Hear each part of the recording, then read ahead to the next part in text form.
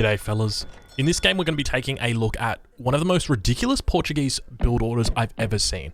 So for anybody wondering what Portuguese do on land maps, they go ATP. Well, that's when there's enough trading posts. So you may recognize the player that we're up against, H, and the opponent is Desta. Okay, so this replay was sent to me by H at my request because I actually witnessed this live on stream. So I'm not going to spoil it who wins in this game. But it is an incredibly good game. H plays very, very well.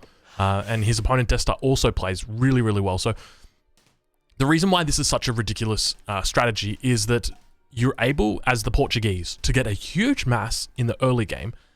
And at the same time, you're able to take all of the trading posts. So what's going to be happening? So we'll look at the Portuguese player, take a look at his perspective. We'll turn off the fog of war, just see what he sees. So he's 10-10ing. If anybody doesn't know what a 10-10 is, a 10-10 is where you age up without building a house. You've got 10 settlers and your housing population is out of 10. He's taken a trading post. Let's see if he's selected his deck yet. He hasn't. And H, the opponent, the Indian player, he's going to be doing something similar, taking a trading post in the first age, but probably going to be dropping down a house, just because you can see he's nowhere near aging up at the moment. He is focusing on his economy, whereas his opponent is almost, I mean, not almost aged up, but pretty close to it. So getting a 75 food treasure, this is really going to help him age up a little bit faster. A lot of people might think that going for a 10-10 with Portuguese is a bad idea, but you need to remember that when you're aging up faster, that allows you to access better shipments sooner, and it means that you can get access to that second town center, so you can start training second villages or two lots of villages instead of one. So there's definitely mitigating factors for the 10-10 for the ports. I honestly think that I've been playing a fair bit on ladder off stream, and I've been playing against a lot of Portuguese players, a huge amount of Portuguese players, and they all seem to be doing this build. So Desta here, definitely setting the standard here. So going up with the quartermaster, sending advanced trading post as the first card now coming in. It's almost just a little bit past 2 minutes, and in this game, so it gets a little bit crazy. It's an interesting matchup just because with the Indians, it's very easy for them to just have siege. There's not real too many counters to it for the Portuguese player. Like obviously he's got Caçadores, he's got Dragoons, but it's very difficult. So now we watch how Desta plays this. So putting down the first advanced trading post, H on the opposite side, starting off and taking a trading post. He recognizes that this map, the Portuguese player, is going to want to be doing advanced trading posts. So he says, you know what, I'm just going to snag one of his trading posts. I think after H is aged up, he also tries to take a trading post in transition. It looks like Mother Nature has managed to take down the Explorer of H. So she'll probably be getting her shipment just a little bit faster than usual. And Desta now moving to take his third trading post. I think what's so ridiculous about the Portuguese 10-10 is, as an example, H isn't up yet. H is 200 food away from being up. Now, obviously, he was slowed down by by having to build the trading post. But his opponent is already almost up. It's 3 minutes. It's ridiculous. It's crazy. And because they start ATP, it means that you can get that first shipment in on the second age as quickly as possible. So we'll take a look and see what his build order is. He's now dropping down a house. Looks like he's going to be able to avoid any kind of idle time. So very, very impressive. Got his build down to a T, I would say. Like very, very nice build. And now with the 3 advanced trading posts, they're going to be in prime position. Let's see what the first card is after he ages. I'm assuming it's probably going to be 700 wood. It is indeed 700 wood coming in now. And he's up at like, what, 329, 328, something ridiculous like that. Now Desta's moving towards the north of the map, looking to see if he can take the last trading post. He knows that H has got 1 trading post, but the last trading post, the 5th and final trading post, he doesn't know about yet. So we'll take a look and see. I think H is actually moving up here to take this one out. Oh, he does too. So H is aged up and then just moved everybody over to wood. So really doing a nice job of denying the trading post here. But watch how the Portuguese player deals with it. He says, all right, it's going to be fine. I'm sending in my 700 wood.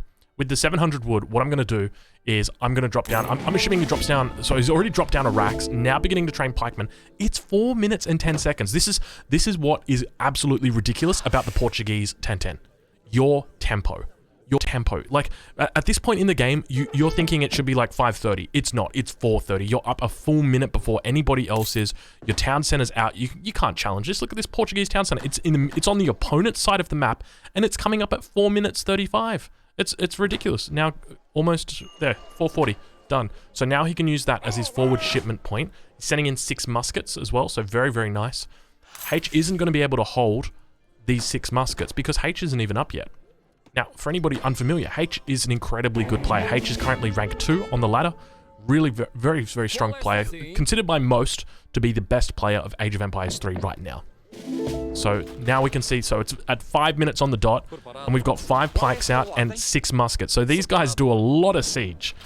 And with that, it means that more pikes are coming out now. So that's a total of 10 pikemen. I almost feel like it's a little bit overkill with just the pikemen. But obviously, Desta really focusing here, wanting to get this down, wanting to move up to the north. Now, H aging up at 5 minutes 19. Really, really late age. Definitely paying for that TP. Not really finding too many good treasures in the first stage either. I think he picked up Kermond. Kermond of the Lizard. Let's take a look and see. I can't spot. Yep, there's Kermond there at the top. Kermond the pet monitor lizard. So he picked up Kermond, but he didn't really pick up anything else. Now training some Gurkhas, getting a villager in queue as well, but sending 5 sepoys, realizing that, hey, I've got to either do some damage of my own here, but it's so difficult to take out ATP because we take a look at the stats on these.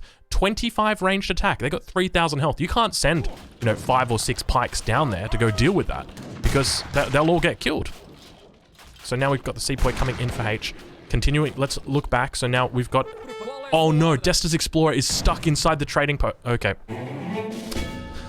Alright. Just the definitive edition things. It looks like Desta's also sent 8 crossbows from the home city.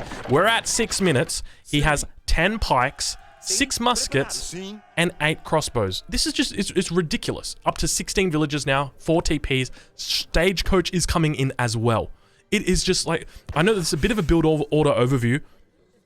A little bit of a cast, but this is just ridiculous. We're at 6 minutes, and he's got 4 TPs. Probably going to be putting up that 5th TP. Maybe buy some wood. Maybe send a villager up there. His Explorer is stuck. Oh man, this is just classic definitive edition things right here. But look at the size of the mass that he's got. This is at 6 minutes. It's overwhelming. Absolutely overwhelming at this point. Honestly, from here, it is incredibly hard for Portuguese to lose this. And the crazy thing is you can't stop this. There's really no counter to it. Portuguese can play Age 2 as long as they like.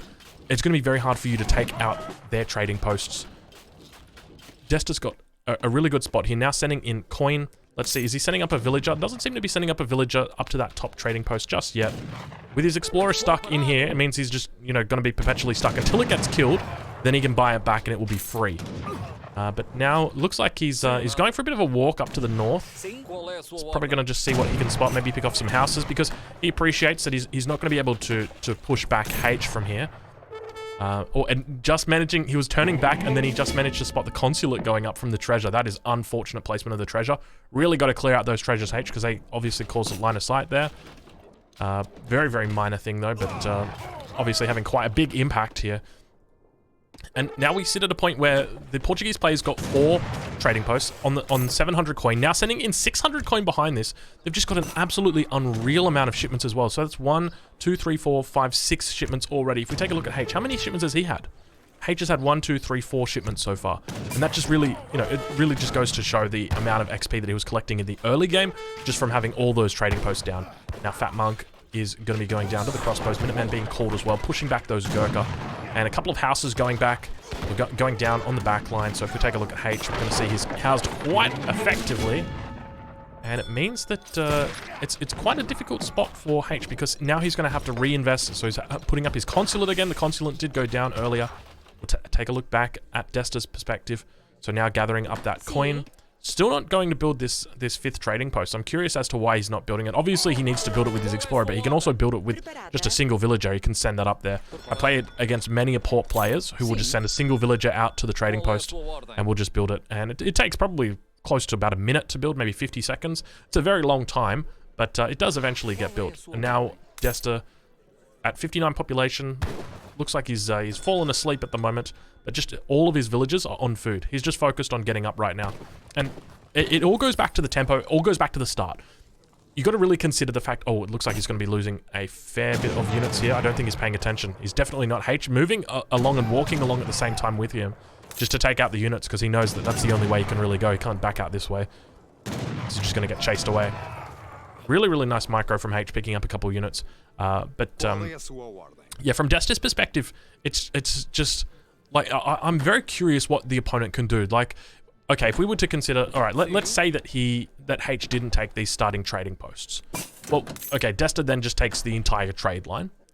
Now, he could have 10-10'd against him, but even if he 10-10's against, like if they 10-10 against each other, well, Desta's still going to have the advantage because he's going to have the trading line.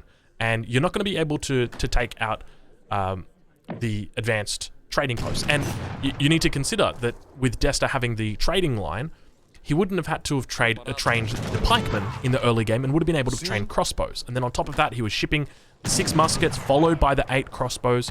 Just a huge amount of units. So, like, hypothetically, he could have had 18 crossbows and 6 pikes, or 6 muskets rather, at 6 minutes.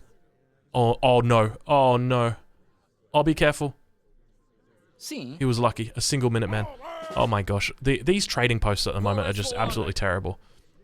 You know, I'm actually doing a video at the moment on whether Age of Empires is worth it in 2020, and I'm really having trouble recommending it. Honestly, there's so many bugs. I know the developers are doing their best to fix it, but I feel like every single time they fix a bug, 3 more just poof out of nowhere. And it just really hurts because a lot of them are quite game breaking. I actually had close to 15 units today stuck in a single trading post. So you know, I still managed to win the game, but you know, incredibly frustrating that there are bugs like that exist and you know have existed now for more than a month and still haven't been fixed. But now we've got the trading post going down, or the town center going down for Desta in the north. And moving just, from here, it's relatively standard. But you need to keep in mind that trading posts are incredibly strong for the Portuguese. Portuguese trading posts are about, gosh, let me just do some quick math here. If you consider that a trading post is worth about 4.5 villages, okay?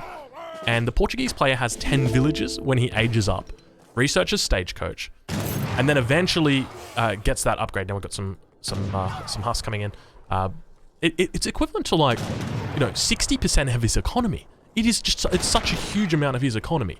It really is, like, the fact that he cuts villages doesn't really change the outcome of the game. In fact, I would say that, you know, typically, like, one of the rules of Age of Empires is always train villages. But when you're doing the 10-10 like that, it's almost, you would think that it's counterintuitive, but it's not. It's actually incredibly strong.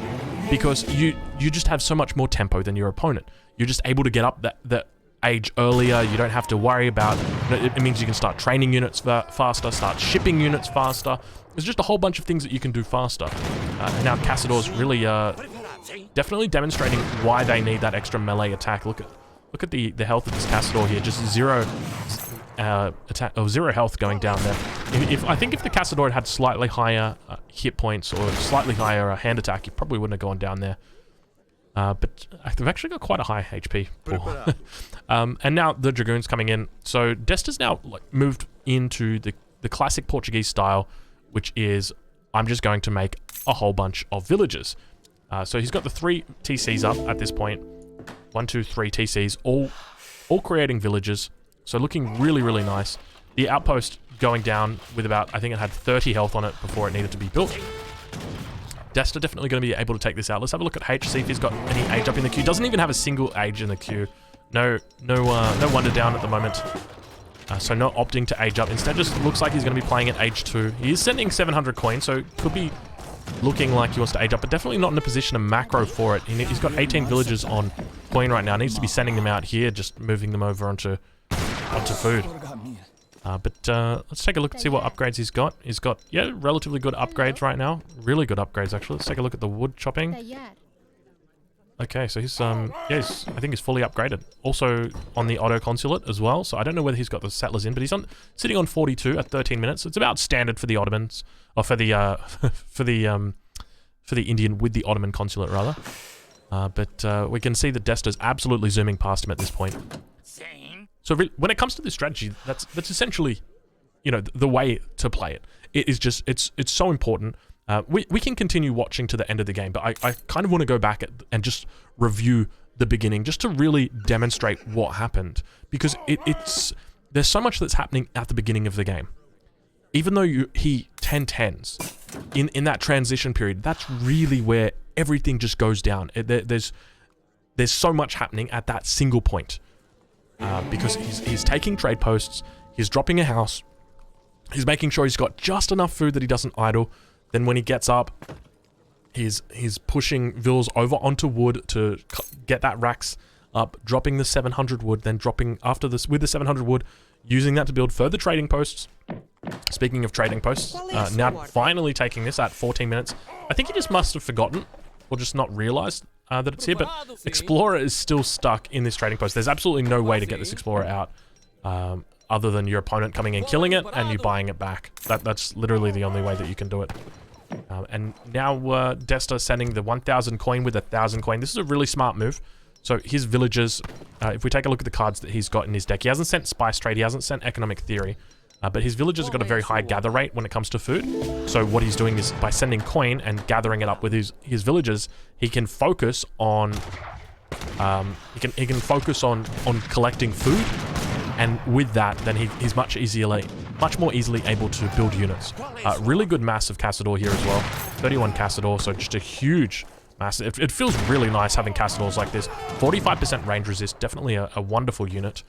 But just a nice little mass of goons there as well, going to be able to protect. Compared to the Gurkha, you know, 115 HP, 16 ranged attack versus 18 and 110. It seems even, but you've got to really factor in that range resist. That extra 15% range resist is really what's going to take it to the next level for Desta. So score's still relatively even at this point, about 3k difference. Desta starting to pull ahead. H looking like his H actually reaching the Fortress Age, which is very strange that he was taking that fight. So ideally what he wants to be doing is transitioning his consulate from Ottomans over to British, getting, so he's got the Charminar Gate, which means he can get the Mansabdar for his Gurkha, and then sending in, he's got British East India Company, which is going to further increase the damage and hit points of his Gurkha. But he took a fight and he lost a significant amount of his Gurkha, so he's down to only 15 at the moment. Now getting pushed in on by Desta. Got that aggro fort still firing off shots. Desta now up to 60 villagers at 15 minutes, so compared to H, who's down on 45 at the moment. But very significant mass.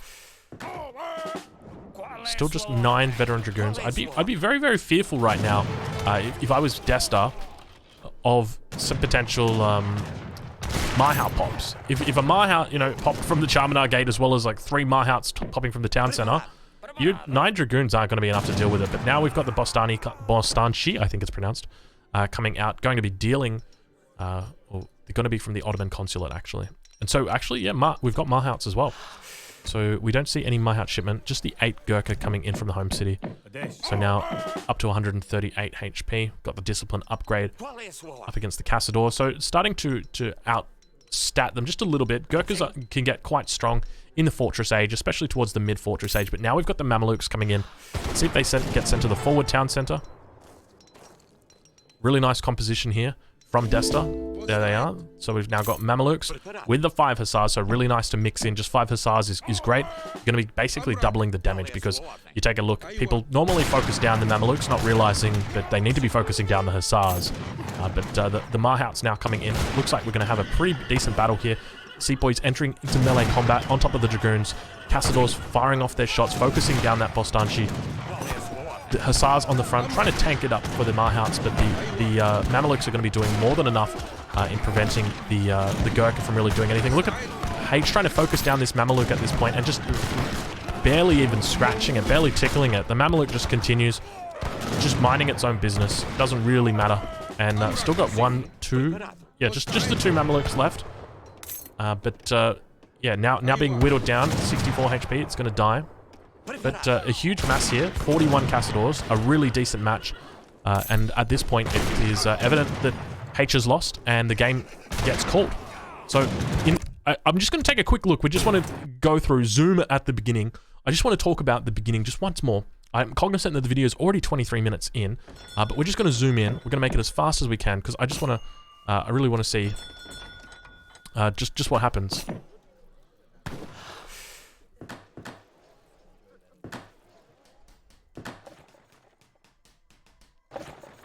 Alright, so the first trading post going up. Now, obviously, you want to prioritize going for food treasures. It is a little bit laggy, I apologize. You guys will see that it is a bit slower. We will slow it down as we get closer into it. I just really want to focus on this build order and really just nail it down for you guys. So we've got advanced trading posts coming in. That's the first card. And then focusing on food treasures. And then if you do find wood treasures, going for those as well. Now going up with the quartermaster, moving everybody over onto wood and just doing a little bit of herding as well at the same time. You see that villager just coming out, just doing a bit of herding, and that's it. So now the first trading post going up. Let's take a look. Second trading post also going up. So we've got the third one that we started with as well. And so now in the first stage, dropping down the house. Looks like he's just about to get that food. So now heading over all those villagers over to food. So he's going to age up with the 400 wood. Let's watch what he does with it. So sending the covered wagon out over to where he wants to send his first shipment, or his second shipment rather. So he wants to be sending it directly on top of this enemy trading post. Really nice position here. So not securing a coin mine, not securing a hunt, simply securing line of sight, securing map control. But now with his, we see with the starting crates, so he has opted for 700 wood, and then with the quartermaster, he's picked up that wood now and dropping a barracks. So he's got plenty of space to be queuing up a pikeman at this point. Dropping a house down as well, so not opting to go stagecoach just yet. It is only 4 minutes in. And after the 700 wood, we're going to see... So the 700 wood gets shipped to the main TC, because the second one isn't up yet, and there's no villagers out there. And the 6 musketeers, which are going to come into the town to the second town center. Now Pike's getting trained. Keep in mind, if H had gone for an aggressive 10-10 in this position, Desta could have been training crossbows from here. And he still could have done this, you know, if he wanted to. But...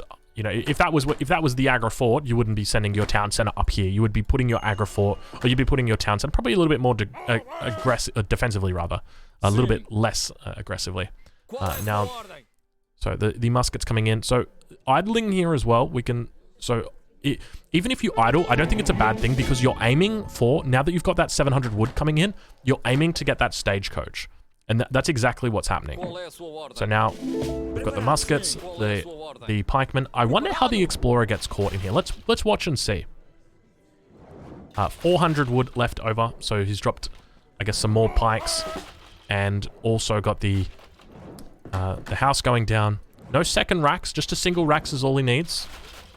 Let's take a look at this explorer. Let's watch. It's going to be any second now. H aging up now, 5 minutes 19, so a little bit delayed. And then finally, Desta coming in now, clearing it out. Let's watch and see what happens. Explorer gets tasked to build the trading post, gets blocked a little bit, and then just builds the trading post. So I'm not sure exactly what happens, but now we've got the crossbowman coming in, and just in really, really impressive macro at this point. Desta actually cancelling the crossbows because he appreciates that he probably doesn't need them right now at this point, with H aging up so late. He'll send the crossbows. That'll do the damage that he needs.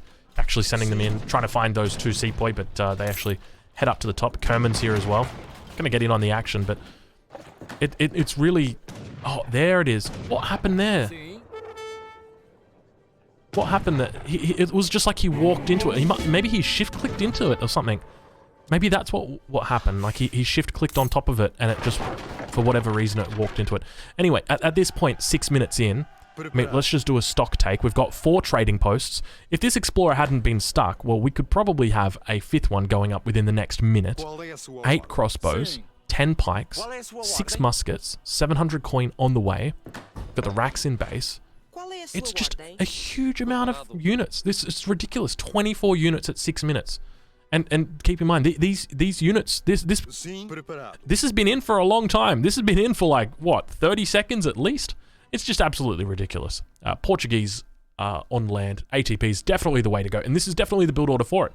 No point in waiting for your 13th or 14th villager. Just 10-10, really. Just 10-10. It's so much better. It is incredible. All right, fellas, I hope you've enjoyed this video. Thank you so much for watching, and I'll catch you guys in the next one.